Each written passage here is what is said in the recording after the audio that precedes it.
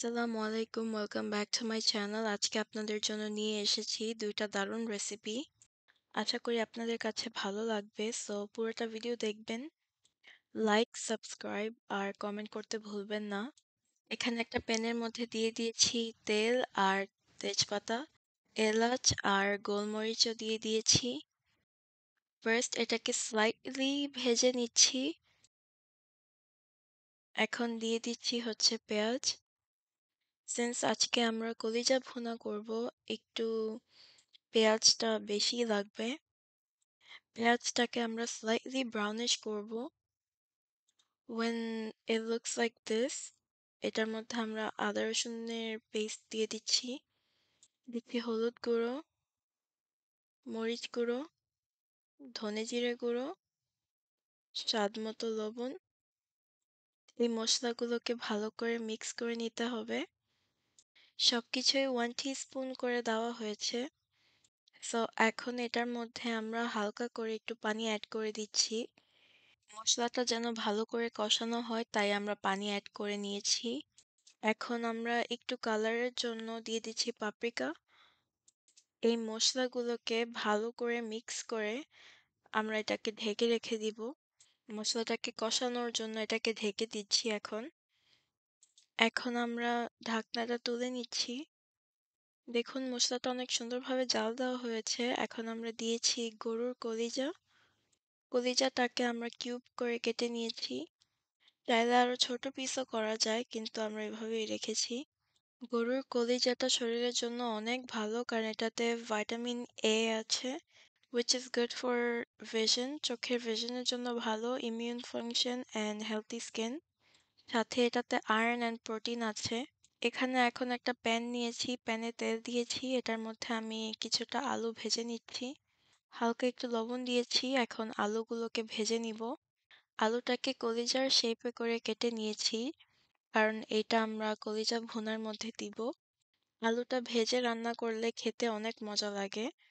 So আলুটাকে আমরা লবণ আর হলুদ গুঁড়ো দিয়ে মিক্স করে এটাকে ভেজে নিচ্ছি। এখানে গরুর কলিজাটা রান্না করা হচ্ছে। অনেকটুকু পানি উঠেছে আর এই পানিটা শুকাবে, সো নো নিড টু ওয়ারি।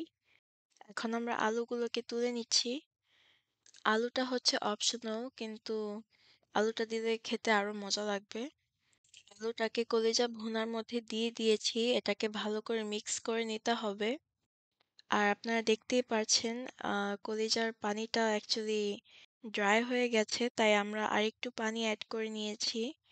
কাঁচামরিচ দিয়ে দিয়েছি আর কিছুক্ষণ চুলার মধ্যে রেখে এটাকে তুলে নিব। রান্না হয়ে গেছে, মাশাআল্লাহ দেখুন কালারটা অনেক সুন্দর এসেছে। আপনারা কিন্তু বাড়িতে এটা অবশ্যই ট্রাই করে দেখবেন, আপনাদেরও ভালো লাগবে। সেকেন্ড রেসিপি হচ্ছে সামোসা। আপনাদেরকে সমুচা বানিয়ে দেখাবো। সমুচা বানানোর ফিলিংটা আপনাদেরকে বানিয়ে দেখাচ্ছি এখন। একটা প্যানের মধ্যে তেল দিয়েছি আর শুকনো মরিচ দিয়েছি। সাথে কাঁচা মরিচও দেওয়া হয়েছে। This depends on your spice level, how much you can take in. এখন দিয়ে দিচ্ছি হচ্ছে পেঁয়াজ। পেঁয়াজটাকে ভালো করে ভেজে নিতে হবে, কিছুটা ব্রাউনিশ করতে হবে। এটা ভালো করে না ভেজে নিলে একটা কাঁচা স্মেল থেকে যাবে। এখন দিয়ে দিচ্ছি আদা রসুন পেস্ট, দিচ্ছি জিরা গুঁড়ো, দিচ্ছি হলুদ গুঁড়ো। মশলাটা ভালো করে মিক্স করে নিতে হবে। এই সমুচার ফিলিংটা সবাই একরকম করে বানায় না। আজকে আমরা আমাদের মতো বানিয়ে আপনাদেরকে দেখাবো। দিয়েছি স্বাদ মতো লবণ। আপনাদের এই প্রসেসটা ট্রাস্ট করতে হবে অ্যান্ড দেন আপনারা রিয়ালাইজ করবেন যে এইটা খেতে কিন্তু দোকানের সামোসার থেকেও মজা বেশি। তো এখানে আলু দিয়ে দিয়েছি। ছোট ছোট পিস করে কেটে নেওয়া হয়েছে আলু। আলুটাকে ভালো করে মসলার সাথে মিক্স করে নিয়েছি। এখন কিছুটা স্টিম করতে দিয়েছিলাম। এখন দিয়েছি পিস। এখন এটার মধ্যে দিয়ে দিচ্ছি বাদাম, সাম রেইজিন। সবাই আরো অনেক কিছু দেয় কিন্তু আজকে আমরা এগুলোই দিচ্ছি। সবগুলোকে ভালো করে একসাথে মিক্স করে নিতে হবে।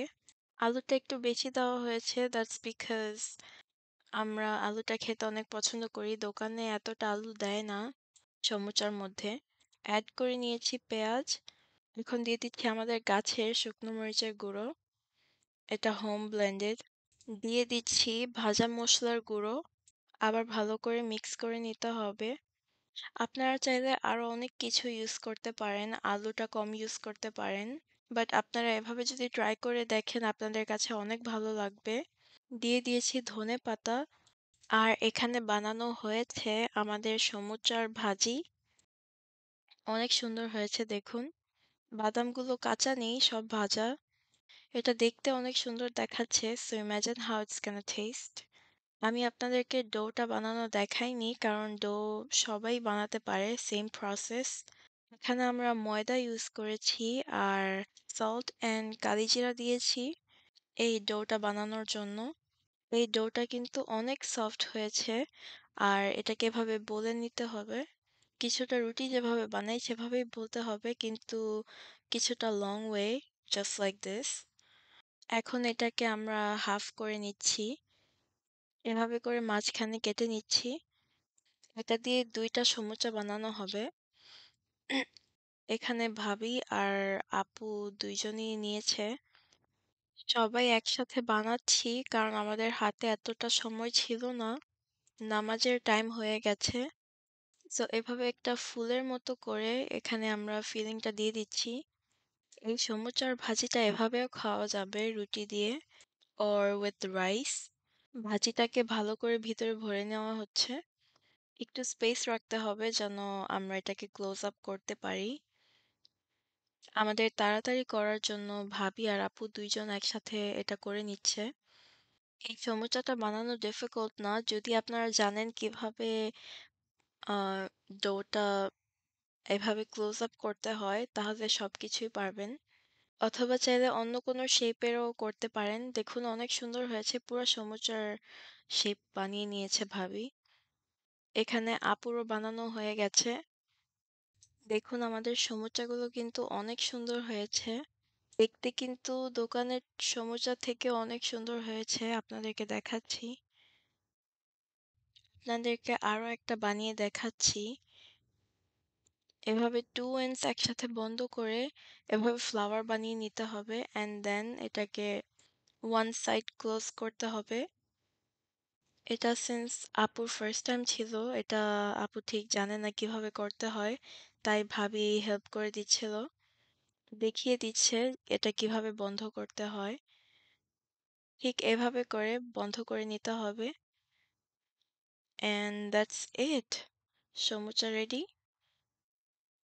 এখানে ভাবি আরো ডো ভালো করে মিক্স করে নিচ্ছে। আর আমাদের কিছুটা সমুচা এখানে বানানো হয়েছে। এখানে কিছুটা সেপারেট করে রেখেছে আর কিছুটা বানিয়ে নিচ্ছে। এই ডোটাকে এখন কাভার করে নিচ্ছে। দেখুন আপনাদেরকে দেখাচ্ছি ডোটা কিন্তু অনেক সফট। সাথে তেলও এড করা হয়েছে তাই আরো সফট হয়েছে। এখন এটাকে ভালো করে ঢেকে নিচ্ছে for next time use and এটাকে ফ্রিজারে রেখে দিতে হবে যেন নষ্ট না হয়। আপনাদেরকে কিছুটা ভেজে দেখাচ্ছি এখন। একটা প্যানের মধ্যে আমি তেল দিয়ে দিচ্ছি। ভাজার জন্য তেলটা একটু বেশি নিতে হয়। সো আমরা তেল নিয়ে নিয়েছি, এখন দিয়ে দিচ্ছি একটা করে। সমুচাগুলো কিন্তু অনেক সুন্দর হয়েছে। তেলটাকে ফার্স্ট গরম করে নিতে হবে অ্যান্ড দেন এই সমুচাগুলো দিতে হবে।